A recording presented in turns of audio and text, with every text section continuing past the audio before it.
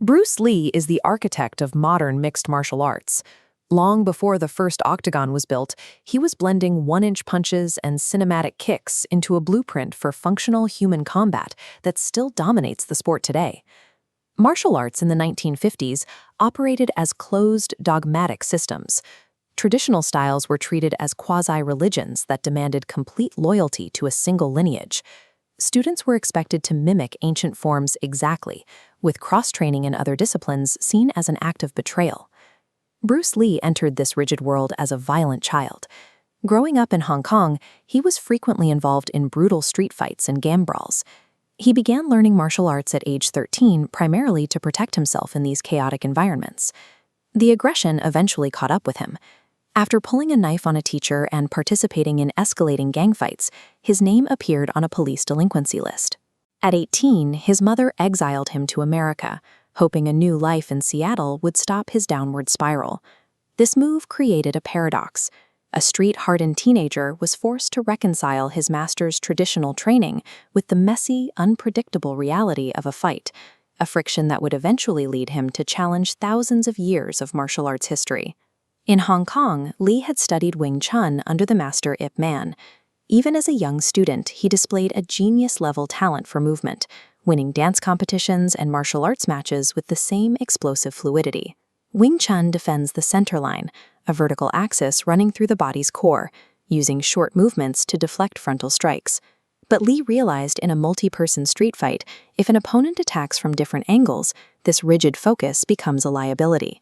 His solution was Jeet Kune Do, or the way of the intercepting fist. It was a framework that abandoned traditional forms to cannibalize techniques from boxing, footwork from fencing, and grappling from judo and wrestling, based solely on what was physically useful in a real encounter. This caused intense cultural resistance. To the traditional Chinese martial arts community, mixing styles was a heretical violation of their gatekeeping rules. They viewed his no-style philosophy as a direct insult to the sanctity of their arts. For Lee, the rebellion was necessary.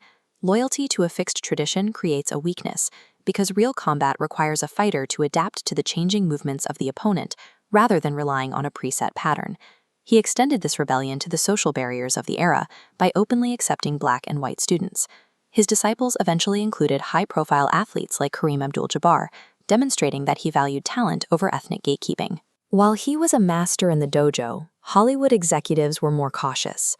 When he was cast as Kato in The Green Hornet, executives considered an Asian lead a financial risk, restricting his dialogue to two-syllable grunts to avoid highlighting his accent. Lee applied his martial arts philosophy to his career. If the existing system doesn't work, bypass it.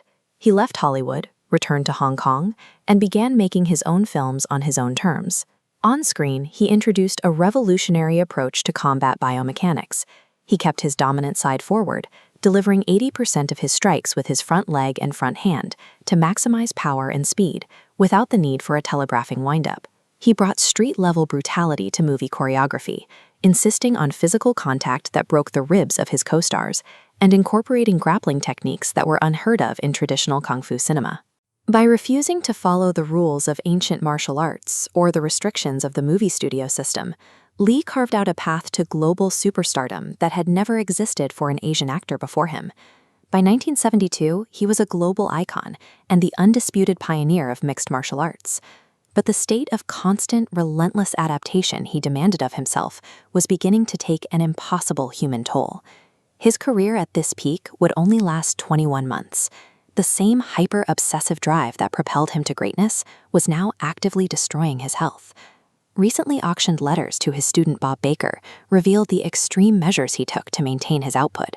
Lee explicitly requested substances like cocaine, hash, and acid, writing that they helped him craft the creative visions he was obsessed with bringing to life. During the production of Enter the Dragon, he was physically depleted.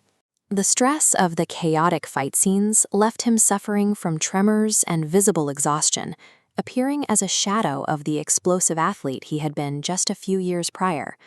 The breakdown became final on July 20th, 1973. While discussing a new script at the apartment of actress Betty Ting, he took a painkiller called Equagesic for a headache and lay down. He never woke up, dying at age 32 from cerebral edema, a condition where fluid buildup causes the brain to swell. The strange circumstances and the eclectic group of friends in his inner circle continue to fuel mystery and debate today, leaving a lingering shadow over the official report of his death. Bruce Lee was a human disruptor who proved that discarding tradition can rewrite the rules of an entire discipline. But the intense energy required to break those rules ensured he would burn out twice as fast as the tradition he left behind.